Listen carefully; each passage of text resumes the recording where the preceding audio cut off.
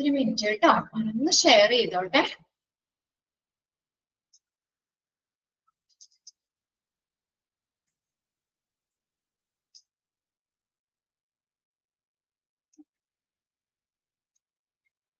എല്ലാവരും കഴിഞ്ഞ ദിവസം എടുത്തതൊക്കെ ഒന്ന് വായിച്ചു നോക്കട്ടോ അപ്പോഴേക്കും.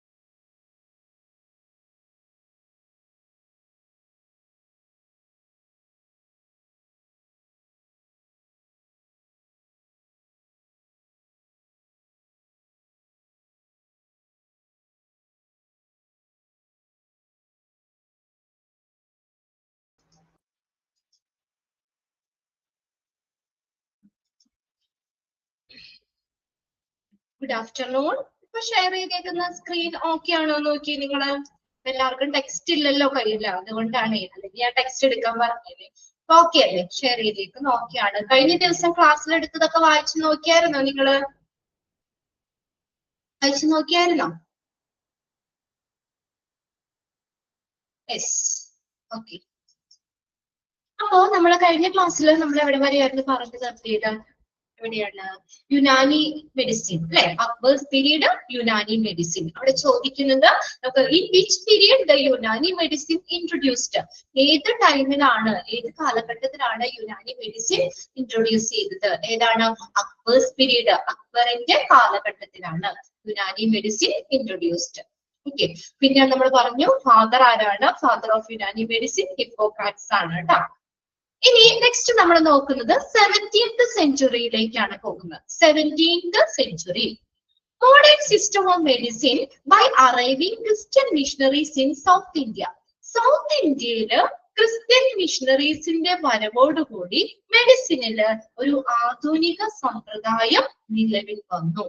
Modern system of medicine by arriving Christian missionaries in south India. South ഇന്ത്യയില് ക്രിസ്ത്യൻ മിഷണറീസിന്റെ വരവോടുകൂടി മെഡിസിനില് ഒരു ആധുനിക സമ്പ്രദായം നിലവിൽ വന്നു. Modern system of medicine by arriving Christian missionaries in south India. Okay. Christian മിഷണറീസിന്റെ വരവോട് കൂടി 17th സെഞ്ചുറിയിൽ ഒരു എന്താ പറയാ ആധുനിക സമ്പ്രദായം നിലവിൽ വന്നു.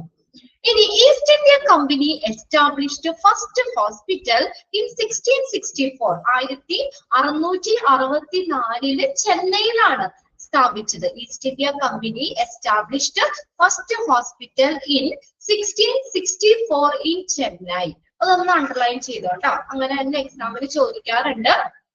East India company establish first hospital എന്നാണ് 1664. എവിടെയാണ് പ്ലേസ്, എവിടെയാണ്, വേർ? ചെന്നൈയിലാണ്. ഫോർ ഇറ്റ് സോൾജിയേഴ്സിന് വേണ്ടിയിട്ട്. ആൻഡ് ഇൻ 1668 1668 ഫോർ സിവിലിയൻസ്, സാധാരണക്കാർക്കും വേണ്ടിയിട്ട്. 1668 സാധാരണക്കാർക്ക് വേണ്ടിയിട്ട്, 1664 ചെന്നൈയില് ഹോസ്പിറ്റല് സോൾജിയേഴ്സിനും വേണ്ടിയിട്ട് സ്ഥാപിച്ചു. രണ്ടും അണ്ടർലൈൻ ചെയ്തിട്ടാ. ക്ലിയർ ആയോ പറഞ്ഞത്? East India company established first hospital എന്ന് ചെന്നൈയിൽ എന്നാ സ്ഥാപിച്ചത്? 1664. ആർക്ക് വേണ്ടിയിട്ടാണ്? സോൾജിയേഴ്സിന് വേണ്ടിയിട്ട്. 1668 സിവിലിയൻസ്, സാധാരണക്കാർക്ക് വേണ്ടിയിട്ടും ഈസ്റ്റ് ഇന്ത്യ കമ്പനി ഹോസ്പിറ്റൽ സ്ഥാപിച്ചു. Then constant growth during the 18th and early the 19th century. 18-19 നൂറ്റാണ്ടുകളിൽ ഒരു സുസ്ഥിരമായിട്ടുള്ള വളർച്ച കൈവന്നു. Constant growth during the 18th and early the 19th century. 18th 19th സെഞ്ചുറിയിൽ സുസ്ഥിരമായിട്ടുള്ള ഒരു വളർച്ച കൈവന്നു. First medical college in Calcutta in 1835. First medical college എന്നാ വന്നത് in കൽക്കട്ടയില് 1835. 1835 first medical college സ്ഥാപിച്ചു. ഫസ്റ്റ് മെഡിക്കൽ കോളേജ് കൽക്കട്ടയില് കേട്ടോ. കൽക്കട്ടയില് 1835, മുംബൈയില് 1845, ചെന്നൈയില് 1850. അത് മൂന്നും എക്സാമിന് ചോദിക്കാം. First medical college in Calcutta in dash ഏത് ഇയർ ആണ്? 1835. മുംബൈയില് എന്താണ്? 1845. ചെന്നൈയില് 1850. 1850 ചെന്നൈയില് ഫസ്റ്റ് മെഡിക്കൽ കോളേജ് സ്ഥാപിച്ചു. ക്ലിയർ ആയോ? ഇനി ലാസ്റ്റ് പോയിന്റ് നോക്കി. ഇൻ 1885 1885 എത്രയാണ്? 1250 ഹോസ്പിറ്റൽസ്, 1250 ഹോസ്പിറ്റലുകളും ഡിസ്പെൻസറീസ്, ഔഷധശാലകളും only reaching 10% of the population. പോപ്പുലേഷന്റെ 10% എത്തുന്ന രീതിയിൽ വന്നു. 1885 ആയപ്പോഴേക്കും എന്താണ്? 1250 ഹോസ്പിറ്റലുകളും ഡിസ്പെൻസറീസ് എന്ന് വെച്ചാൽ എന്താ? ഔഷധശാലകളും എങ്ങനെ എത്തി? only reaching 10% of the population. പോപ്പുലേഷന്റെ 10% എത്തുന്ന രീതിയിൽ നിലവിൽ വന്നു.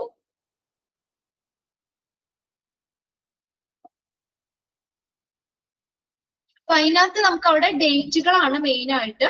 Okay, east India company established first hospital in 1664. 1664 ചെന്നൈയില് സ്ഥാപിച്ചു സോൾജിയേഴ്സിന് വേണ്ടിയിട്ട്. സിവിലിയൻസിന് 1668 സിവിലിയൻസിന് സ്ഥാപിച്ചു. സിവിലിയൻസിന് വേണ്ടിയിട്ടും ഹോസ്പിറ്റൽ സ്ഥാപിച്ചു. ഫസ്റ്റ് മെഡിക്കൽ കോളേജ് കൽക്കട്ടയില് 1835, മുംബൈയില് 1845, ചെന്നൈയില് 1850 ഫസ്റ്റ് മെഡിക്കൽ കോളേജ് സ്ഥാപിച്ചു. ഇനി 1885 ആയപ്പോഴത്തേക്കും എന്താണ്? പോപ്പുലേഷന്റെ 10% എത്തുന്ന രീതിയിൽ ഹോസ്പിറ്റലുകളും ഡിസ്പെൻസറീസും നിലവിൽ വന്നു. ഓക്കെ, ക്ലിയർ ആണല്ലോ അല്ലെ? ഇനി അടുത്ത് നോക്കിയേ. Emergence of hospital in independent India. Independent ഇന്ത്യയില് ഹോസ്പിറ്റലിലെ ആവിർഭാവം. Emergence of hospital in independent India. അതിനകത്ത് നോക്കിയേ. ഫസ്റ്റത്തെ അതും നിങ്ങളൊന്ന് മനസ്സിലാക്കി വെക്കാട്ടോ. ഇത് റേഷ്യോസ് ആണ് തന്നേക്കണത്, അതൊന്നും വായിച്ച് മനസ്സിലാക്കി വെച്ചാൽ മതി. ബെഡ് ടു പോപ്പുലേഷൻ റേഷ്യോ എത്രയാണ്? Bed to population ratio 1:40,000. അതെങ്ങനെയാ വരുന്നത്? 40,000 ആണ് കേട്ടോ. 4000 അതായത് 4000 ആളുകൾക്ക് ഒരു ബെഡ്. അതാണ് ആ റേഷ്യോ പറയുന്നത് കേട്ടോ. ബ്ലഡ് ടു പോപ്പുലേഷൻ റേഷ്യോ എങ്ങനെയാ വരുന്നത്? 1:4,000. Sorry, 4,000. Doctor to population ratio എത്രയാണ്? 1:6,300. 6,300. 1:6,300 ആണ് ഡോക്ടർ ടു പോപ്പുലേഷൻ റേഷ്യോ. അതായത് പോപ്പുലേഷൻ 6,300 ആളുകൾക്ക് ഒരു ഡോക്ടർ. Nurses population ratio 1:40,000. ഇവിടെയാണ് 40,000 വന്നത് കേട്ടോ. അതായത് 40,000 പോപ്പുലേഷന് ഒരു നേഴ്സ്. ആ റേഷ്യോ തന്നേക്കുന്നതാണ്, ഒന്ന് വായിച്ചു വെച്ചാൽ മതി അത്. ഇനി നോക്കിയേ, disparity in facilities in urban and rural. Urban area, urban എന്ന് പറഞ്ഞാൽ ഏതാ? അർബൻ ഏരിയ എവിടെയാ? നഗരങ്ങളിൽ അല്ലെ.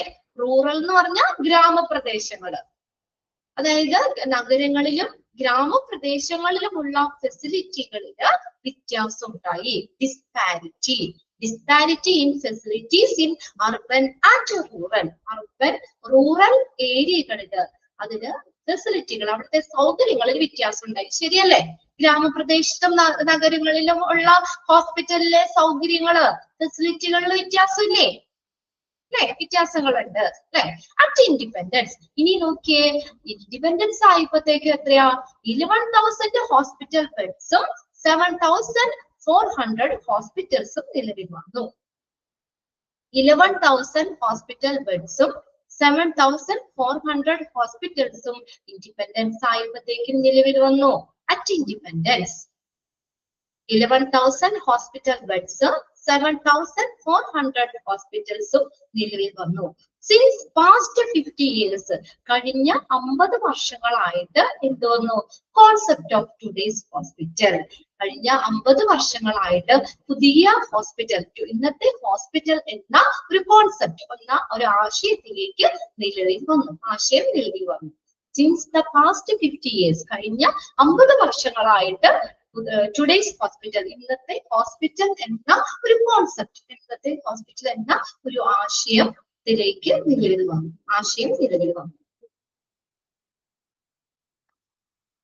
ഓക്കെ, അപ്പൊ അത്രേ ഉള്ളൂ ആ ചാപ്റ്റർ. അപ്പൊ ഇതിനകത്ത് മെയിൻ ആയിട്ട് പിന്നെ നമ്മൾ പറഞ്ഞത് നമുക്ക് ആ ഡേറ്റുകളും പ്ലേസും ആണ് അവിടെ നോക്കേണ്ടത് കേട്ടോ. ഇത് ഓരോന്നും നോട്ട് ചെയ്ത് വെക്കാം. പിന്നെ ഇപ്പൊ പറഞ്ഞത് എന്താണ്, ജസ്റ്റ് നിങ്ങളത് വായിച്ച് മനസ്സിലാക്കി വെക്കാം. രണ്ടാമത്തെ ചാപ്റ്ററും കഴിഞ്ഞു. ഇത് രണ്ടും ചെറിയൊരു ചാപ്റ്റർ ആണ് കേട്ടോ. ഫസ്റ്റ് ചാപ്റ്ററും സെക്കൻഡ് ചാപ്റ്ററും. ഇനി നമ്മൾ പോകുന്നത് മൂന്നാമത്തെ ചാപ്റ്റർ ആണ്, health system in India. Health care system in India.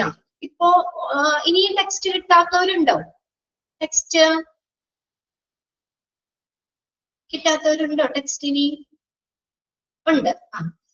അടുത്ത് ഉടനെ തന്നെ കിട്ടും കേട്ടോ. ടെക്സ്റ്റ് കിട്ടിയവര് ടെക്സ്റ്റ് എടുത്ത് വെക്കാം. ഇല്ലാത്തവര് ജസ്റ്റ് ഒന്ന് വേണമെങ്കിൽ ഒരു പേനയോ ബുക്കോ എന്തെങ്കിലും അത്യാവശ്യം നോട്ട് ചെയ്യണമെങ്കിലും ഒന്ന് നോട്ട് ചെയ്ത് വെച്ചോ കേട്ടോ. ഫുള്ള് എഴുതിയെടുക്കാനല്ല, ഹെഡിങ്ങോ അല്ലെങ്കിൽ അങ്ങനെ എന്തെങ്കിലും മെയിൻ ആയിട്ടുള്ളത്. മൂന്നാമത്തെ ചാപ്റ്ററിലേക്ക് പോകാം. മൂന്നാമത്തെ ചാപ്റ്റർ എന്ന് പറയുന്നത് എന്താണ്? Health care system in India. നമ്മുടെ ഇന്ത്യയിലെ ആരോഗ്യ സംരക്ഷണ സംവിധാനം. Health care system in India. ഇന്ത്യയിലെ ആരോഗ്യ സംരക്ഷണ സംവിധാനം. Health care system in India. ഇന്ത്യയിലെ ആരോഗ്യ സംരക്ഷണ സംവിധാനം. ഓക്കെ, അതിനകത്ത് നോക്കിയേ, ഒന്നാമത്തെ എന്താ? Traditional health care system in India. ഇന്ത്യയിലെ പരമ്പരാഗതമായിട്ടുള്ള, ട്രഡീഷണൽ എന്ന് പറഞ്ഞാൽ എന്താ? നമ്മുടെ പണ്ട് പരമ്പരാഗതമായിട്ടുള്ള വൈദ്യശാസ്ത്രം. Traditional health care system in India. In India, besides the existence of modern medicine, traditional medical practitioners continue to practice throughout the country. ശരിയല്ലേ? അല്ലെ? ഇന്ത്യയിൽ ഇപ്പൊ നമ്മൾ മോഡേൺ മെഡിസിൻ, നമ്മൾ അലോപ്പതിക് ഇംഗ്ലീഷ് മരുന്നുകളൊക്കെ ഉണ്ട്. ഇംഗ്ലീഷ് മെഡിസിൻസിന്റെ ഒപ്പം ഈ ഇംഗ്ലീഷ് മരുന്നുകൾ മാത്രമാണോ നമ്മൾ കഴിക്കണേ? ആണോ?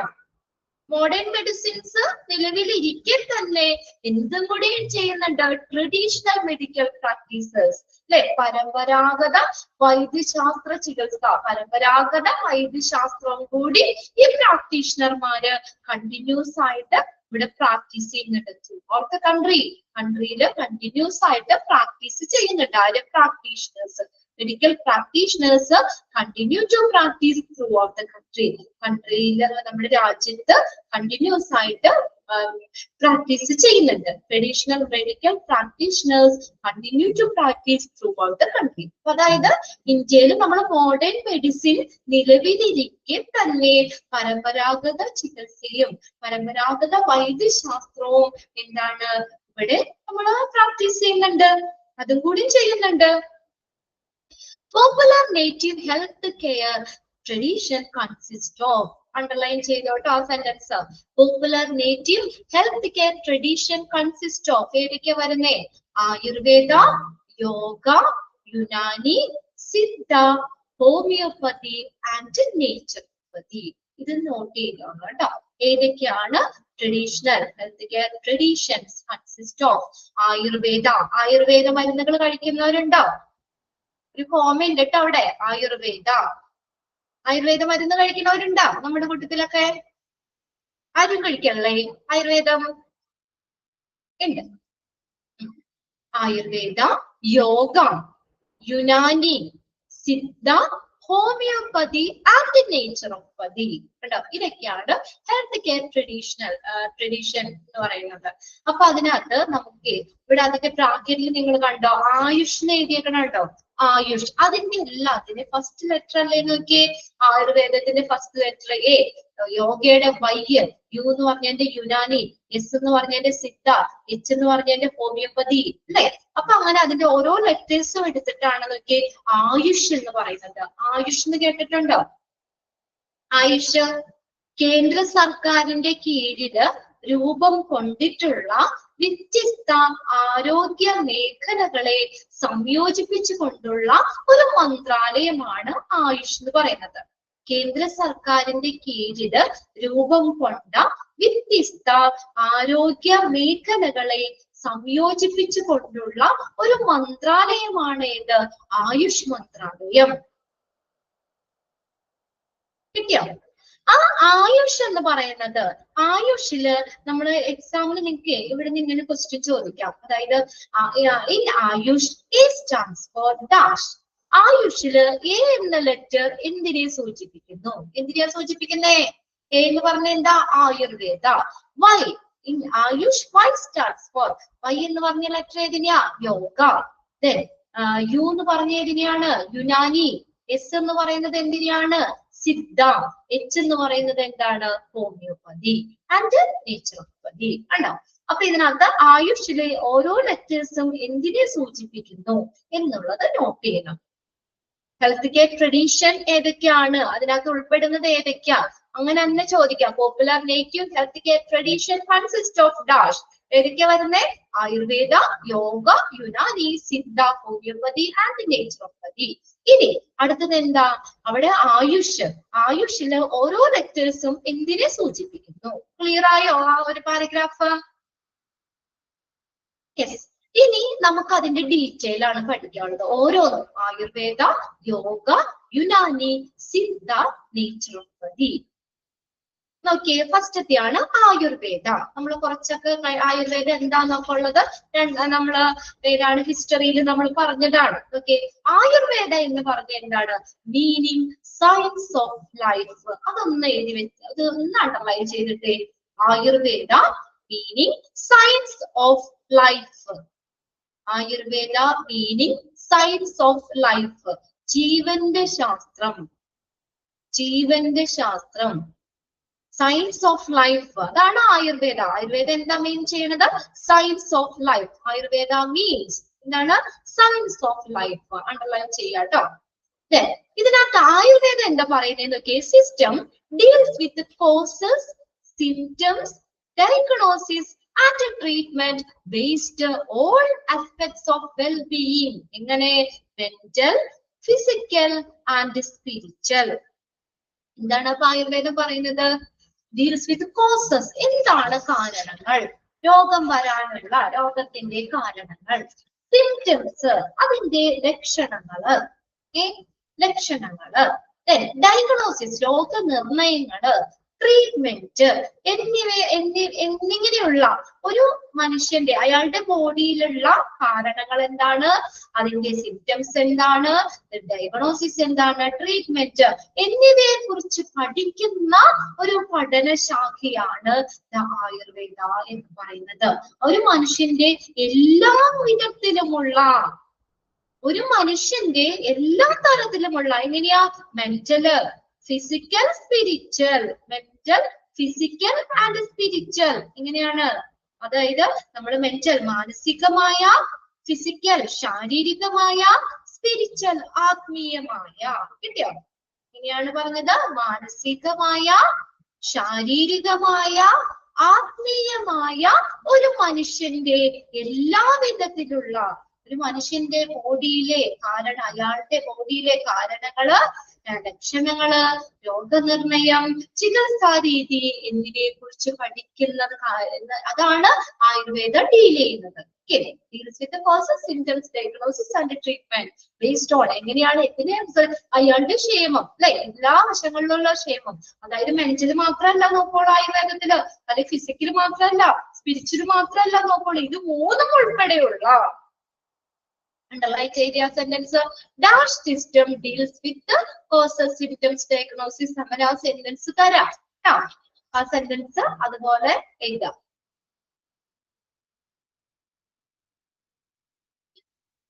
ഓക്കെ, അത് അണ്ടർലൈൻ ചെയ്ത ആ സെന്റൻസ്. അപ്പൊ രണ്ട് ക്വസ്റ്റ്യൻ അവിടെ ഉണ്ട്. ഡാഷ് സിസ്റ്റം ഡീൽസ് വിത്ത്, അങ്ങനെ ആ സെന്റൻസ് ചോദിക്കാം. പിന്നെ എന്താണ്, ആയുർവേദ മീൻസ് എന്താണ്, science of life. Ayurveda means എന്ന് പറയുന്നത് എന്താണ്, science of life. Science of life, Ayurveda science of life. Okay, clear അല്ലേ? അടുത്തത് നോക്കാം നമുക്ക്. യോഗ. യോഗ ചെയ്യണവരുണ്ട് ആരെങ്കിലും? ഓക്കെ, യോഗ ചെയ്യണവര്. യോഗ എന്ന് പറഞ്ഞ എന്താ? ഉണ്ട്. Okay. Yoga is both the science and an art that promote healthy living, physically, morally and spiritually. ഇതൊക്കെ പറഞ്ഞേക്കണേ. യോഗ പറഞ്ഞേക്കണേ. ശാരീരികവും, ഫിസിക്കലി എന്ന് പറഞ്ഞാൽ ശാരീരികമായ, മെന്റലി മാനസികമായ, മോറലി എന്ന് പറഞ്ഞാൽ എന്താ, ധാർമ്മികമായ. അറിയില്ലാത്തവര് പേരൊന്ന് എഴുതി വെച്ചോട്ടോ. ധാർമ്മികമായ. സ്പിരിച്വലി എന്ന് പറഞ്ഞാൽ എന്താ, ആത്മീയമായ. 4 കാര്യങ്ങളാ പറഞ്ഞത്. ശാരീരികമായ, മാനസികമായ, ധാർമ്മികമായ, ആത്മീയമായ. ജീവിതത്തെ പ്രോത്സാഹിപ്പിക്കുന്ന ഒരു ശാസ്ത്രവും കലയുമാണ്. Is a science and art. സയൻസും ആണ് ആർട്ടും ആണ് കേട്ടോ. Is a both the science and art that promote. എന്തിനെ പ്രൊമോട്ട് ചെയ്യാന്ന് വെച്ചാൽ പ്രോത്സാഹിപ്പിക്കുക. Healthy living. ഇങ്ങനെ physically, mentally, morally and spiritually. ശാരീരികവും, മാനസികവും, ധാർമ്മികവും, ആത്മീയവുമായ അയാളുടെ ആരോഗ്യകരമായ ജീവിതത്തെ പ്രോത്സാഹിപ്പിക്കുന്ന ഒരു ശാസ്ത്രവും കലയുമാണ് yoga. Dash is both the science and art. അങ്ങനെ തന്നെ ആ സെന്റൻസ് ചോദിക്കാം കേട്ടോ. അപ്പൊ അവിടെ യോഗ. ക്വസ്റ്റ്യൻസ് മനസ്സിലാവുന്നില്ലേ നമുക്ക് എങ്ങനെയാണ് ചോദിക്കാന്നുള്ളത്? അവിടെ യോഗ എന്നുള്ളതിന്റെ അവിടെ ഡാഷ് ഇടുക, സെന്റൻസ് ഡാഷ് ഇടുക. അപ്പൊ dash is both science and art അങ്ങനെ ചോദിക്കുമ്പോ അത് എന്താന്ന് നോക്കിയിടുക, യോഗ. ഇനി അടുത്തതാണ് യുനാനി എന്ന് പറയുന്നത്. Unani system of medicine tries in promotion of health, prevention of disease and cure. എന്താണ് പറഞ്ഞേക്കുന്നത്? യുനാനി എന്ന് പറഞ്ഞാൽ ആരോഗ്യം പ്രോത്സാഹിപ്പിക്കുന്നതിനും രോഗങ്ങൾ തടയുന്നതിനുമുള്ള അതിനു വേണ്ടിയിട്ടുള്ള ഒരു ചികിത്സിക്കുന്നതിനും വേണ്ടിയിട്ട് Unani try. Unani system of medicine tries എന്താ? In promotion of health. ഹെൽത്തിനെ പ്രൊമോട്ട് ചെയ്യാൻ. പ്രിവെൻഷൻ, തടയുക. Prevention of disease and cure. ഡിസീസിനെ ക്യൂർ, രോഗങ്ങളെ ഒക്കെ പ്രിവെന്റ് ചെയ്യാന്ന് വെച്ചാൽ തടയുന്നതിനും, ആരോഗ്യം പ്രോത്സാഹിപ്പിക്കുന്നതിനും, രോഗങ്ങൾ തടയുന്നതിനും ഉള്ള ചികിത്സ, അതിനുള്ള ചികിത്സയ്ക്ക് ശ്രമിക്കുന്നു Unani.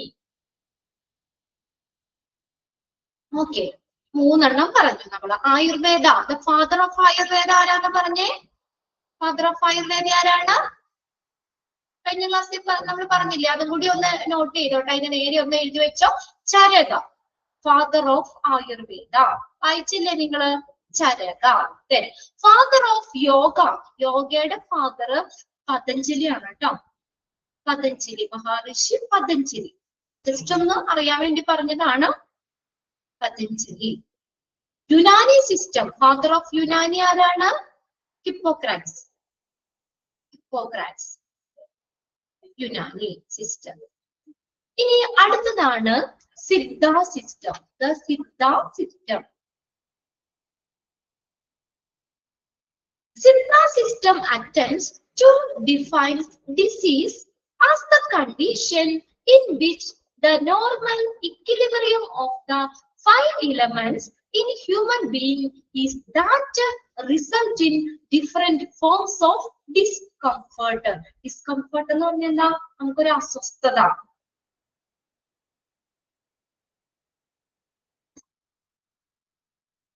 Siddha system attempts to define disease as എങ്ങനെയാണ് ഡിസീസ് എന്ന് പറഞ്ഞൊരു അവസ്ഥ വരുന്നത്? In which the normal equilibrium of the 5 elements in the human being.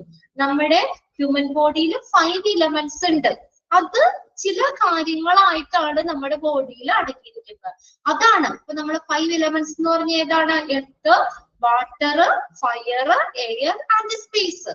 അത് ചില രൂപങ്ങളിലായിട്ടാണ് നമ്മുടെ മനുഷ്യ ബോഡിയിൽ അടങ്ങിയിരിക്കുന്നത്. അപ്പൊ ഈ 5 എലമെന്റ്സിന്റെ ആ നോർമൽ ഇക്വിലിബ്രിയം, അല്ലെ, ആ ഒരു സന്തുലിതാവസ്ഥയിൽ നിന്ന് എന്തെങ്കിലും മാറ്റങ്ങൾ വരികയാണെങ്കിൽ അതാണ് ഏതെന്ന് പറയുന്നത്? ഡിസീസ് എന്ന് പറയുന്നത്. സിദ്ധ സിസ്റ്റം അനുസരിച്ച് ആ സാധാരണ ആ 5 എലമെന്റ്സിലെ ആ സന്തുലിതാവസ്ഥയില് സന്തുലിതാവസ്ഥ വരുമ്പോൾ വ്യത്യസ്ത തരത്തിലുള്ള ഡിസ്കംഫർട്ട്, അസ്വസ്ഥതകൾക്ക് കാരണമാകുന്നു. ആ ഒരു അവസ്ഥയാണ് ഏതെന്ന് പറയുന്നത്? ഡിസീസ് എന്ന് പറയുന്നത്, രോഗം. The Siddha system attempts to define disease as the condition in which the normal equilibrium of the 5 elements in human being is that result in different forms of discomfort. അപ്പൊ അവിടെ ഡാഷ് സിസ്റ്റം, അതൊന്ന് അങ്ങനെ dash ഇട്ട് വെക്കാം. Dash system. നമ്മുടെ ശരീരത്തിലെ 5 elements ഉണ്ട്. അത് പല രൂപത്തിലായിട്ടാണ് ഇരിക്കുന്നത്. 5 എലമെന്റ്സ് എന്ന് പറഞ്ഞ ഏതാ? Earth, water, fire, air and space. ഈ 5 എലമെന്റ്സ് ഇക്വിലിബ്രിയം ആയിട്ടാണ് ഇരിക്കുന്നത്. അപ്പൊ അതിലെന്തെങ്കിലും മാറ്റങ്ങൾ വരികയാണെങ്കിൽ അതാണ് നമുക്ക് രോഗം ഉണ്ടാകുന്നത്, അല്ലെങ്കിൽ നമുക്ക് അസ്വസ്ഥതകൾ വരുന്നത് ഉണ്ടാകുന്നത്. ഈ എലമെന്റ്സിന്റെ സന്തുലിതാവസ്ഥയില് അതിലുണ്ടാകുന്ന മാറ്റം, അതാണ് പല അസ്വസ്ഥതകൾക്കും രോഗങ്ങൾക്കും കാരണമാകുന്നത്. അതാണ് ഏതെന്ന് പറഞ്ഞത്? സിദ്ധ സിസ്റ്റം. ഇനി അടുത്തതാണ് നേച്ചുറോപ്പതി. സിദ്ധ സിസ്റ്റം. സിദ്ധ സിസ്റ്റത്തിന്റെ ഫാദർ ഋഷി അഗസ്ത്യ. ജസ്റ്റ് ഒന്ന് പറഞ്ഞു എന്നുള്ളൂ കേട്ടോ. ഋഷി Agastya. RISHI. RISHI. Rishi Agastya. AGASTYA. Agastya. AGASTYA. Agastya.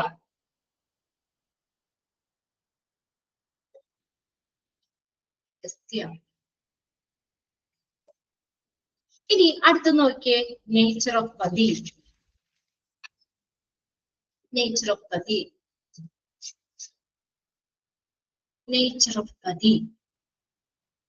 Naturopathy believes that all the disease arise owing to accumulation of morbid matters in the body. Morbid matter എന്ന് പറഞ്ഞാൽ, morbid എന്ന് പറഞ്ഞാൽ വിഷപദാർത്ഥങ്ങൾ.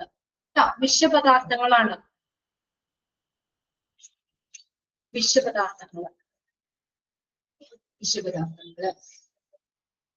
ഈ നേച്ചുറോപ്പതി എന്താ പറയുന്നത്? Naturopathy believes that all disease arise, എല്ലാ രോഗങ്ങളും എങ്ങനെ ഉണ്ടാകുന്നു എന്നാ പറയുന്നത്? owing to accumulation of morbid matters in our body, and if the scope is given for its removal, അത് റിമൂവ് ചെയ്യാനുള്ള സ്കോപ്പ് അത് ആക്കുകയാണെങ്കിൽ it promotes cure or relief. എന്താ, എല്ലാ രോഗങ്ങളും എങ്ങനെയാ ഉണ്ടാക്കുന്നത്? നേച്ചുറോപ്പതി എന്താ പറയുന്നത്? എല്ലാ രോഗങ്ങളും നമ്മുടെ ശരീരത്തില് എങ്ങനെയാ ഉണ്ടാകുന്നത്? നമ്മള് അടിഞ്ഞു കൂടുന്ന വിഷപദാർത്ഥങ്ങൾ മൂലമാണ്. എല്ലാ രോഗങ്ങളും ശരീരത്തില് അടിഞ്ഞു കൂടുന്നത് നമ്മളെ എന്താ, പല വിഷപദാർത്ഥങ്ങൾ മൂലമാണെന്ന്. അപ്പൊ അത് നീക്കം ചെയ്യുന്നതിനുള്ള സാധ്യത നൽകിയാൽ, അത് നമുക്ക് റിമൂവ് ചെയ്യാനുള്ള ഒരു സ്കോപ്പ്, ഒരു സാധ്യത നൽകുകയാണെങ്കിൽ അതിനെ അത് it provides cure or relief. അതാണ് രോഗം. അങ്ങനെ അത് മാറ്റം ചെയ്യാനുള്ള സാധ്യത നൽകുകയാണെങ്കിൽ രോഗശമനമോ ആശ്വാസമോ നൽകുമെന്ന് വിശ്വസിക്കുന്നു. Naturopathy believes that all disease arise owing to accumulation of morbid matters. നമ്മുടെ ശരീരത്തിൽ അടിഞ്ഞു കൂടുന്ന വിഷപദാർത്ഥങ്ങള് അത് മൂലമാണ് നമുക്ക് രോഗങ്ങളൊക്കെ ഉണ്ടാവുന്നത്. അത് നീക്കം ചെയ്യാനുള്ള ഒരു സാധ്യത നൽകുകയാണെങ്കിൽ നമുക്ക് രോഗശമനമോ ആശ്വാസമോ ഉണ്ടാകുന്നു എന്നാണ് നേച്ചുറോപ്പതി പറയുന്നത്. Okay, naturopathy.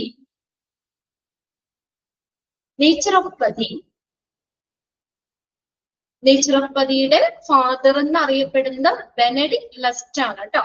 Benedict Lust, LENEDIC, Lust, LUST, Benedict lust,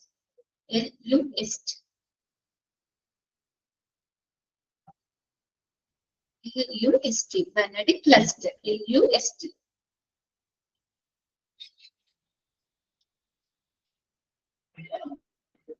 okay, അത്രയാണ് നമുക്ക് അവിടെ പറഞ്ഞേക്കുന്നത് നേച്ചുറോപ്പതി. പിന്നെ ഹോമിയോപ്പതി, അവിടെ നമുക്ക് ഹോമിയോപ്പതി ആൻഡ് നേച്ചുറോപ്പതി പറഞ്ഞിട്ടുണ്ട്. ഹോമിയോപ്പതി എന്ന് പറഞ്ഞാൽ എന്താണ്, നമുക്ക് എന്താ ഹോമിയോ മരുന്നുകളൊക്കെ കഴിക്കുന്നവരുണ്ടോ? അവിടെ എന്താ പറയുന്നതെന്ന് വെച്ചാൽ നമുക്ക് ശരീരത്തിന് നമുക്ക് എന്ത് ഇതും കൊണ്ടാണോ, the body can cure itself, body സ്വയം എന്താ ക്യൂർ ആകും, അല്ലെങ്കിൽ രോഗശമനം വരും എന്നാണ് ആ നേച്ചുറോപ്പതിയിൽ പറയുന്നത്. അതായത് ലൈക്ക് ക്യൂർ ലൈക്ക്, എന്ത് കാരണം കൊണ്ടാണോ നമുക്ക് അസുഖം ഉണ്ടാകുന്നത് ആ കാരണം കൊണ്ട് തന്നെ നമുക്ക് അസുഖത്തെ നീക്കം ചെയ്യാനും സാധിക്കും എന്നാണ് അവിടെ ഹോമിയോപ്പതി പറയുന്നത്. അതേക്കുറിച്ച് ഇവിടെ പറഞ്ഞിട്ടില്ല. അപ്പൊ നിങ്ങളുടെ ടെക്സ്റ്റിൽ പറഞ്ഞേക്കുന്ന 5 എണ്ണവും അത് അണ്ടർലൈൻ ചെയ്തിടുക കേട്ടോ. അത് ഏതാണ് എന്ന് ചോദിക്കാം. അപ്പൊ എല്ലാത്തിനും നമ്മൾ ആ ആയുർവേദ അതൊന്ന് അണ്ടർലൈൻ ചെയ്തിട്ടാ. യോഗ, ദെൻ അടുത്ത Unani system, Siddha system, naturopathy.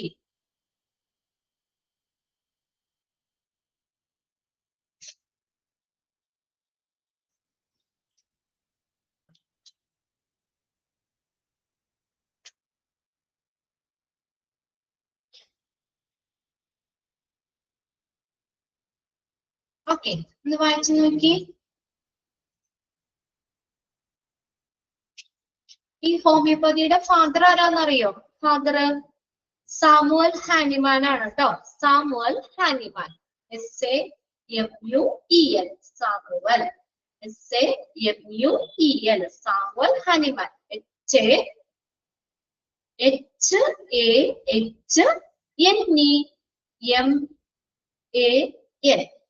HANIMAN, Hahnemann, double N ഉണ്ട് കേട്ടോ.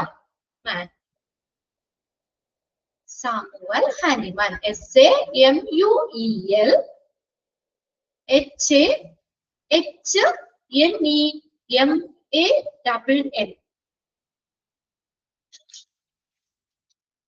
Samuel Hahnemann. ഓക്കെ, സൂര്യ അവിടെ ടൈപ്പ് ചെയ്തിട്ടിട്ടുണ്ട് കേട്ടോ.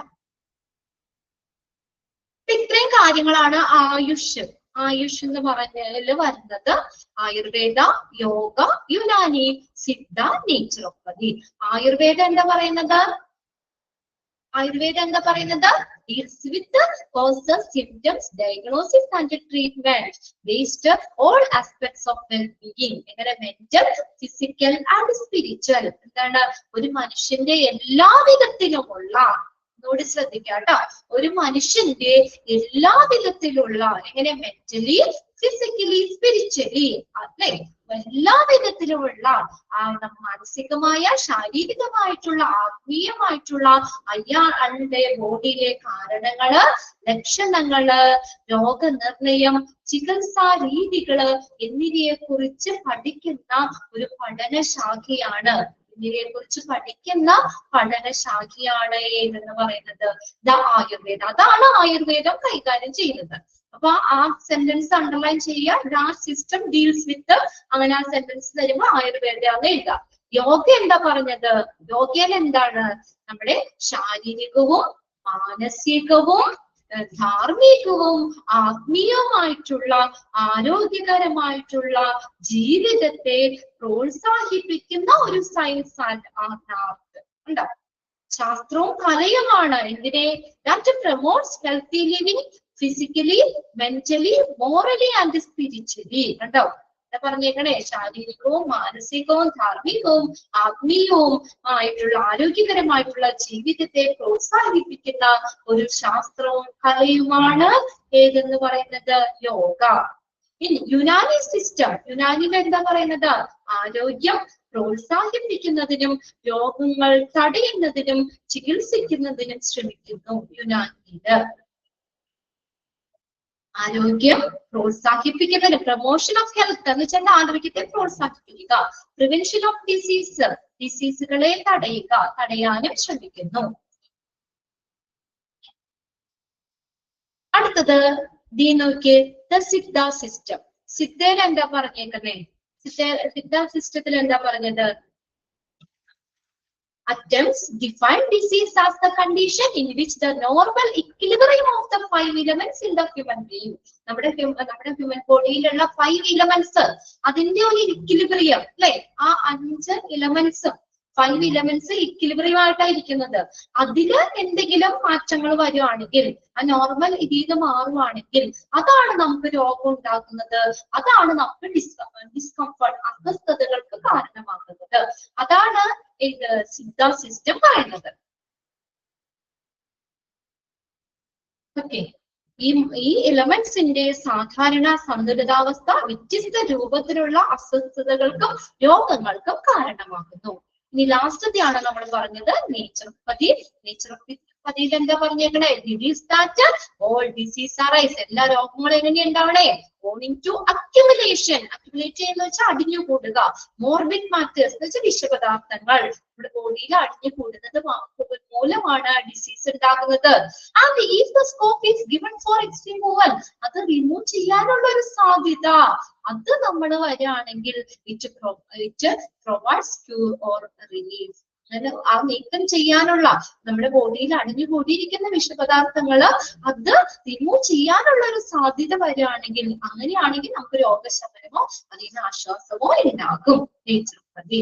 ഇത് ലാസ്റ്റത് ഹോമിയോപ്പതിയാണ്. ഹോമിയോപ്പതി വേറെ ഒന്നുമില്ല.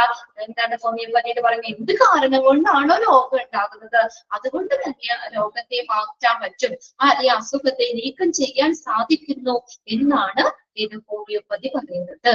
ക്ലിയർ ആയോ എല്ലാരും? അപ്പൊ എല്ലാത്തിനും നിങ്ങൾ ആ സെന്റൻസ് ഒന്ന് അണ്ടർലൈൻ ചെയ്യുക. ഡാഷ് എന്ന് പറഞ്ഞോണ്ട് അങ്ങനെ ചോദിക്കാം കേട്ടോ. 5 elements കാര്യം. Okay, father of Ayurveda Charaka, father of yoga Maharshi Patanjali ആണ്. പതഞ്ജലി. യുനാനി സിസ്റ്റത്തിന്റെ ഫാദർ ഹിപ്പോക്രാറ്റ്സ്. സിദ്ധ സിസ്റ്റത്തിന്റെ ഋഷി അഗസ്ത്യ. നേച്ചുറോപ്പതിയുടെ ബെനഡിക്ട് ലെസ്റ്റർ. ഹോമിയോപ്പതിയുടെ ഫാദർ എന്ന് പറയുന്നത് സാമുവൽ ഹാനിമാൻ. ഓക്കെ, ഇനി അപ്പൊ നമ്മള് പണ്ടത്തെ ഇതാ പറഞ്ഞത് അല്ലെ? ട്രഡീഷണൽ സിസ്റ്റം ആണ് പറയുന്നത്, ഹെൽത്ത് കെയർ സിസ്റ്റം പറഞ്ഞത്. ഇനി നമുക്ക് നെക്സ്റ്റ് നമ്മള് modern or allopathic health care system in India. Modern അല്ലെങ്കിൽ അലോപ്പതിക് മരുന്നുകള്, modern or allopathic health care system in India. ഇന്ത്യയില് മോഡേൺ അല്ലെങ്കിൽ അലോപ്പതിക് സിസ്റ്റം എന്താ പറഞ്ഞേക്കുന്നത്? നമുക്ക് ഇവിടെ നമ്മളിപ്പോ കഴിക്കുന്നത് അല്ലെ? നമ്മളൊക്കെ ഇപ്പൊ എല്ലാവരും ഫോളോ ചെയ്യുന്നത് ഏതാ?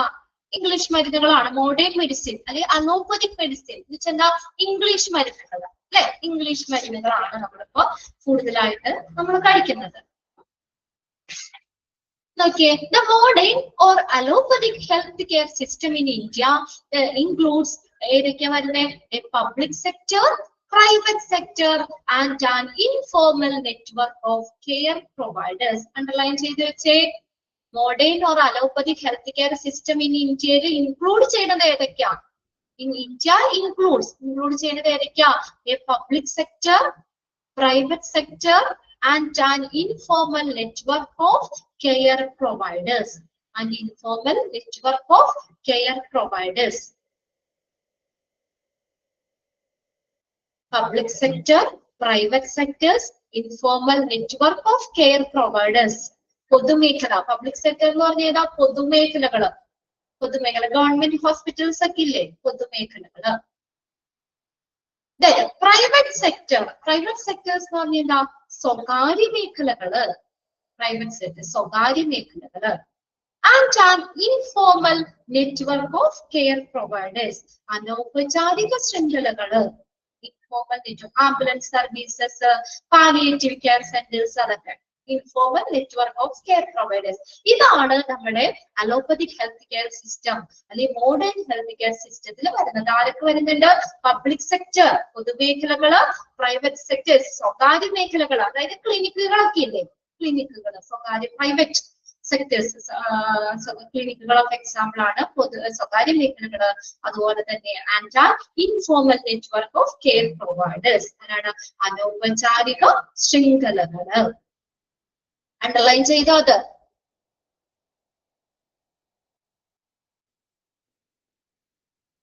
Okay. India's health system can be categorized into 3 distinct phases. നമ്മുടെ ഇന്ത്യയിലെ ആരോഗ്യ സംവിധാനത്തെ നമുക്ക് 3 ഫേസുകളായിട്ട് തരംതിരിക്കാം. ഇന്ത്യയിലെ ആരോഗ്യ സംവിധാനത്തെ നമുക്ക് 3 ഫേസുകളായിട്ട് നമുക്ക് തരംതിരിക്കാം. എന്തൊക്കെയാണ് നോക്കിയേ. ഒന്നാമത്തെയാണ് in the initial phase. In the initial phase of 1947 to 1983. രണ്ടാമത്തെയാണ് in the second phase of 1983 to 2000. Then മൂന്നാമത്തെയാണ് ഏത്? The third phase post 2000, 2000-ന് ശേഷമുള്ള. അപ്പോൾ 3 ഫേസുകൾ ഏതാണെന്ന് മനസ്സിലാക്കണം. 3 ഫേസുകൾ ഏതൊക്കെയാണ്? നമ്മുടെ ആരോഗ്യ സംവിധാനത്തെ നമുക്ക് 3 തലങ്ങളിൽ തിരിക്കാം. ഏതൊക്കെയാണ്? In the initial face, initial face ആദ്യത്തെ ഘട്ടം, അതായത് 1947, 1947 മുതൽ 1983 വരെയുള്ളതാണ് ഇനിഷ്യൽ ഫേസ് എന്ന് പറയുന്നത്. രണ്ടാമത്തെയാണ് ഇൻ ദ സെക്കൻഡ് ഫേസ്, അതായത് 1983 മുതൽ 2000 വരെ. ഇനി തേർഡ് ഫേസ് എന്ന് പറയുന്നത് ഏതാണ്? പോസ്റ്റ് 2000, 2000-ന് ശേഷമുള്ളത്. ഇനി നമുക്ക് നോക്കിയേ, ഫസ്റ്റത്തെ നോക്കിയേ. In the initial face of 1947 to 1983, health policy was thought to be based on two broad principles. അതിനകത്ത് നമുക്ക് 2 പ്രിൻസിപ്പിൾസ് ആയിട്ട് തിരിച്ചിട്ടുണ്ട്. ബ്രോഡ് ഓൺ ടു, അത് ഓൺ ടു ബ്രോഡ് എന്ന് വീണ്ടും റിപ്പീറ്റ് ചെയ്തിട്ടുണ്ടോ? അങ്ങനെയാണെങ്കിൽ അത് വേണ്ട കേട്ടോ. On 2 broad principles, health policy was thought to be based on 2 broad principles. 2 വിശാലമായിട്ടുള്ള തത്വങ്ങളെയാണ് പറഞ്ഞിരിക്കുന്നത്. ഹെൽത്ത് പോളിസി ഇങ്ങനെയാണ് thought to be based on 2 broad principles. 2 വിശാലമായ തത്വങ്ങളെ അടിസ്ഥാനമാക്കിയുള്ളതാണ് ഹെൽത്ത് പോളിസി. ഇനിഷ്യൽ ഫേസിൽ പറഞ്ഞേക്കണേ കേട്ടോ. ഒന്നാമത്തെ എന്താണ് ആ തത്വം? ഒന്നാമത്തെ എന്താണ്? ഇനിഷ്യൽ ഫേസിൽ പറയുന്ന 2 പ്രിൻസിപ്പിൾ ഏതൊക്കെയാണ്? അത് നോക്കി വെക്കണം കേട്ടോ. ഒന്നാമത്തെ എന്താണ്? None should be denied. Denied എന്ന് വെച്ചാൽ നിഷേധിക്കുക. അറിയില്ലാത്തൊരു മീനിങ് ഒന്ന് എഴുതി വെക്കാം. ഡിനൈഡ്, ഡിനൈഡ് നിഷേധിക്കുക. Denied, denied. ഡിനൈഡ് എന്ന് വെച്ചാൽ നിഷേധിക്കുക. ഓക്കെ, അപ്പൊ ഒന്നാമത്തെ പ്രിൻസിപ്പിളിൽ എന്താ പറഞ്ഞേക്കണത്? None should be denied health care because of the lack of pay. ഒന്നാമത്തെ പ്രിൻസിപ്പിൾ എന്താ പറഞ്ഞേക്കുന്നത്? പണമില്ലാത്തതിന്റെ പേരില് ആർക്കും ഹെൽത്ത് കെയർ നിഷേധിക്കാൻ പാടില്ല. എന്താ പറഞ്ഞേക്കുന്നത്? പണമില്ലാത്തതിന്റെ പേരില് ആർക്കും ഹെൽത്ത് കെയർ, ആരോഗ്യ സംരക്ഷണം നിഷേധിക്കരുത്. അത് എല്ലാവർക്കും ഹെൽത്ത് കെയർ നൽകണം എന്നുള്ളത് ആർക്കുടെ ഉത്തരവാദിത്തം? ഗവൺമെന്റിന്റെ ഉത്തരവാദിത്തമാണ്. ഉണ്ടാവും. എന്താ ഒന്നാമത്തേത് പറഞ്ഞേക്കണത്? പണമില്ലാത്തതിന്റെ പേരില് ആർക്കും ഹെൽത്ത് കെയർ നിഷേധിക്കരുത്. അതായത് പാവപ്പെട്ടവനാണോ പണക്കാരനാണോ എന്നൊക്കെ ഉള്ള ഒരു തരംതിരിവില്ലാതെ എല്ലാവർക്കും ഒരുപോലെ ഹെൽത്ത് കെയർ കൊടുക്കണം. None should be denied health care because of the lack of pay. പണമില്ലാത്തതിന്റെ പേരിൽ ആർക്കും ഹെൽത്ത് കെയർ നിഷേധിക്കരുത്. ഓക്കെ, അത് എന്ന് വെച്ചാൽ എല്ലാവർക്കും ആരോഗ്യ സംരക്ഷണം നൽകേണ്ടത് ഗവൺമെന്റിന്റെ ഉത്തരവാദിത്തമാണ്. ഇനി രണ്ടാമത്തെ ആ പ്രിൻസിപ്പിൾ എന്താ നോക്കിയേ? It was the moral duty of the state to provide health care to the people. This phase show moderate achievements. ജനങ്ങൾക്ക് ആരോഗ്യ സംരക്ഷണം നൽകേണ്ടത് നമ്മുടെ ഭരണകൂടത്തിന്റെ ഒരു ധാർമ്മിക ഘടനയാണ്, മോറൽ ഡ്യൂട്ടിയാണ്. കണ്ടോ? It was the moral duty of state. നമ്മുടെ സ്റ്റേറ്റിന്റെ ധാർമ്മിക ഡ്യൂട്ടിയാണ് എന്ത്? To provide health care to all people. എല്ലാ ആളുകൾക്കും ആരോഗ്യ സംരക്ഷണം നൽകണം. This phase so moderate achievement. ഈ ഫേസില് എന്താണ്? നമ്മുടെ പുതിയ ഡെവലപ്മെന്റുകളൊക്കെ വന്നത് ഈ ഫേസിലാണ്. രണ്ടാമത്തെ ഫേസിൽ അല്ല ഫസ്റ്റ് ഫേസിലാണ് നമുക്ക് പുതിയ മാറ്റങ്ങൾ വന്നത്. ആരോഗ്യ മേഖലയില് പുതിയ ഡെവലപ്മെന്റ് വന്നത് ഈ ഫസ്റ്റ് ഫേസിലാണ്. മനസ്സിലായോ? ഇനീഷ്യൽ ഫേസ് എന്താ പറഞ്ഞാൽ?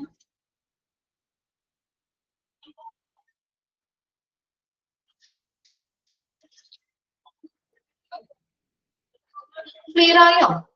അപ്പൊ നമ്മൾ പറഞ്ഞത് ഇന്ത്യയിലെ ഹെൽത്ത് കെയർ സിസ്റ്റത്തിനെ നമുക്ക് 3 ഫേസുകളാക്കി തിരിക്കാന്ന് പറഞ്ഞു, അല്ലെ? തിരിക്കാം 3 ഫേസുകള്. Initial phase, second phase, third phase. ഇനി ആ ഡേറ്റ് ഒന്ന് നോക്കിയേ. ഇനിഷ്യൽ ഫേസ് എന്ന് പറഞ്ഞാൽ എന്ന് മുതൽ എന്ന് വരിക? 1947 മുതൽ 1981 വരെ. സെക്കൻഡ് ഫേസില് 1983 മുതൽ 2000 വരെ. അടുത്ത് നോക്കിയേ, മൂന്നാമത്തെ തേർഡ് ഫേസില് പോസ്റ്റ് 2000, 2000-ന് ശേഷമുള്ളത്. 2000-ന് ശേഷമുള്ളതാണ് പറയുന്നത്. In the initial phase of 1947 to 1983, 1947 മുതൽ 1983 വരെയുള്ളതാണ് ഏതെന്ന് പറയുന്നത് ഇനിഷ്യൽ ഫേസ്. ഇവിടെ ഈ ഇനിഷ്യൽ ഫേസില് നമ്മൾ ഹെൽത്ത് പോളിസിനെ 2 വിശാലമായ തത്വങ്ങളെ അടിസ്ഥാനമാക്കിയുള്ളതാണ്. Two broad principles. കണ്ടോ? 2 വിശാലമായ തത്വങ്ങളെ അടിസ്ഥാനമാക്കിയാണ്. ഒന്നാമത്തെ എന്താ പ്രിൻസിപ്പിൾ പറഞ്ഞേക്കുന്നേ? ഒന്നാമത്തെ എന്താ പറഞ്ഞത്? ആർക്കും പണമില്ലാത്തതിന്റെ പേരില് ആരോഗ്യ സംരക്ഷണം നിഷേധിക്കരുത്. ഡിനൈഡ്, നിഷേധിക്കരുത്. ഇനി രണ്ടാമത്തെ എന്ന് പറഞ്ഞ എന്താ? ഇത് ആർക്കുടെ ഡ്യൂട്ടിയാന്ന് പറഞ്ഞേ? സ്റ്റേറ്റിന്റെ, അല്ലെ? It was the moral duty of the state to provide health care to the people. എല്ലാവർക്കും ആരോഗ്യ സംരക്ഷണം നൽകുന്നത് ഗവൺമെന്റിന്റെ, സ്റ്റേറ്റിന്റെ ധാർമ്മിക ഡ്യൂട്ടിയാണ്. ഈ ഫേസിലാണ്, ഈ ഒന്നാമത്തെ ഫേസിലാണ് നമുക്ക് ഈ ഹെൽത്ത് കെയർ ആരോഗ്യ സംരക്ഷണത്തിന് നമുക്ക് പുതിയ മാറ്റങ്ങൾ, ഡെവലപ്മെന്റുകൾ വന്നത്, അച്ചീവ്മെന്റ്സ്, നേട്ടങ്ങൾ ഉണ്ടായത്. This face so moderate achievements. ഈ ഫേസിലാണ് നമുക്ക് എന്താണ് കൂടുതൽ അച്ചീവ്മെന്റ്സ് വന്നത്.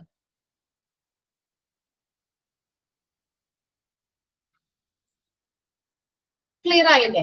ഫസ്റ്റ് ഫേസ് ക്ലിയർ ആയില്ലേ? ഓക്കെ ആണോ? മനസ്സിലായോ? 2 പ്രിൻസിപ്പിൾസ് എന്താ അവിടെ പറഞ്ഞേന്നുള്ളത്? ഓക്കെ ആണ് അല്ലെ? ഓക്കെ, അത് മനസ്സിലാക്കി വെക്കണം കേട്ടോ. ഒന്നാമത്തെ പറഞ്ഞത് പണം ഇല്ലാത്തതിന്റെ പേരിൽ ആർക്കും ആരോഗ്യ സംരക്ഷണം നിഷേധിക്കരുത്. രണ്ടാമത്തെ, എല്ലാ ആളുകൾക്കും ഹെൽത്ത് കെയർ ആരോഗ്യ സംരക്ഷണം നൽകണത് ഈ നമ്മുടെ സ്റ്റേറ്റിന്റെ ധാർമ്മിക ഡ്യൂട്ടിയാണ്. ആ ഒരു ഇതിലാണ്, ആ ഒരു ഫേസിലാണ് നമുക്ക് ഈ ആരോഗ്യ സംരക്ഷണ പുതിയ പുതിയ ഡെവലപ്മെന്റ്സ് അല്ലെങ്കിൽ അച്ചീവ്മെന്റ്സ് വന്നത്. ഇനി നോക്കിയ രണ്ടാമത്തെയാണ് in the second phase of 1983 to 2000. ആ ഒരു കാലഘട്ടം, അതാണ് സെക്കൻഡ് ഫേസ് എന്ന് പറയുന്നത്. ഹെൽത്ത് കെയർ സിസ്റ്റം ആണ് കേട്ടോ. അതിന്റെ നമുക്ക് മോഡേൺ ഹെൽത്ത് കെയർ സിസ്റ്റത്തിനെ നമ്മൾ ഇന്ത്യയിലെ ഹെൽത്ത് സിസ്റ്റത്തെ നമ്മൾ 3 ഫേസ് തിരിച്ചേക്കുന്നതിൽ രണ്ടാമത്തെയാണ് പറയുന്നത്. A national health policy was proclaimed for the first time 1983. ആ ഡേറ്റ് ഒന്ന് നോട്ട് ചെയ്തേ. 1983 ഒരു നാഷണൽ ഹെൽത്ത് പോളിസി പ്രൊക്ലൈം ചെയ്തു, വിളംബരം ചെയ്യപ്പെട്ടു. പ്രൊക്ലൈംഡ് എന്ന് പറഞ്ഞാൽ വിളംബരം ചെയ്യപ്പെടുക എന്നാന്ന് ചോദിക്കാം കേട്ടോ. National health policy was proclaimed for the first time in 1983. 1983 1983 national health policy വിളംബരം ചെയ്യപ്പെട്ടു. National health policy was proclaimed for the first time in 1983. 1983 ഒരു നാഷണൽ ഹെൽത്ത് പോളിസി വിളംബരം ചെയ്യപ്പെട്ടു. It pronounced clearly the need to encourage private initiative in the health care service delivery. അതിന്റെ കൂടെ തന്നെയാണ് പറഞ്ഞത് കേട്ടോ. അതായത് നമുക്ക് 1983 ഒരു ദേശീയ ആരോഗ്യ നയം പ്രഖ്യാപിക്കപ്പെട്ടു. അത് ആരോഗ്യ സംരക്ഷണ സേവന വിതരണത്തിന് സ്വകാര്യ സംരംഭങ്ങളെ, പ്രൈവറ്റിനെയും കൂടി അവിടെ ഉൾപ്പെടുത്തി. ആ സ്വകാര്യ സംരംഭത്തെ പ്രോത്സാഹിപ്പിക്കേണ്ടതിന്റെ ആവശ്യകത വ്യക്തമാക്കുന്ന ഒരു ദേശീയ നയം 1983 വിളംബരം ചെയ്തു. അപ്പൊ അവിടെ ഈ സെക്കൻഡ് ഫേസിലെ അപ്പത്തേക്കും എന്താ, അവിടെ ഒരു എന്താ പറയാ, പ്രൈവറ്റിനെയും കൂടി അവിടെ ഉൾപ്പെടുത്തി. Private initiative in the health care service delivery. ആദ്യത്തേല് നമ്മൾ ഗവൺമെന്റിന്റെ പറഞ്ഞത് ഫസ്റ്റ് ഫേസില്, അവിടെ ഗവൺമെന്റ് ആണ് അതിന്റെ ഉത്തരവാദിത്വമാണെന്നൊക്കെ പറഞ്ഞത്. ഇനി രണ്ടാമത്തെ ഫേസ് ആയപ്പോഴത്തേക്കും അവിടെ ആരെയും കൂടി ഉൾപ്പെടുത്തി, പ്രൈവറ്റിനെയും കൂടി. അല്ലെ, ഈ നയം പൊതു ധനസഹായത്തോടു കൂടിയുള്ള പ്രൈമറി ഹെൽത്ത് കെയറിലേക്കുള്ള പ്രവേശനം തീവ്രമാക്കി. പോളിസി ഓൾസോ ഇന്റൻസിഫൈഡ് എന്ന് വെച്ചാൽ എന്താ, തീവ്രമാക്കുക. The access to publicly funded primary health care. അപ്പൊ അവിടെ ആരും കൂടി വന്നു, അവിടെ പ്രൈവറ്റും കൂടി വന്നു. Private initiative in health care service delivery. പിന്നെ facilitating expansion of health facility in rural area through national health program. അതൊന്ന് അണ്ടർലൈൻ ചെയ്ത് വെച്ചേക്കുക. നാഷണൽ ഹെൽത്ത് പ്രോഗ്രാം NHP, ദേശീയ ആരോഗ്യ പരിപാടികള് നമ്മുടെ നാഷണൽ ഹെൽത്ത് പോളിസി വഴി ഗ്രാമപ്രദേശങ്ങളിലെ ആരോഗ്യ സൗകര്യങ്ങളുടെ ആ വിപുലീകരണത്തെ സുഗമമാക്കുന്നു. ഫെസിലിറ്റേറ്റിംഗ് സുഗമമാക്കുന്നു. Expansion of health facilities in rural area through national health program. National health program വഴി ഗ്രാമപ്രദേശങ്ങളുടെ ആരോഗ്യ സംരക്ഷണങ്ങളുടെ വിപുലീകരണത്തെ സുഗമമാക്കുന്നു.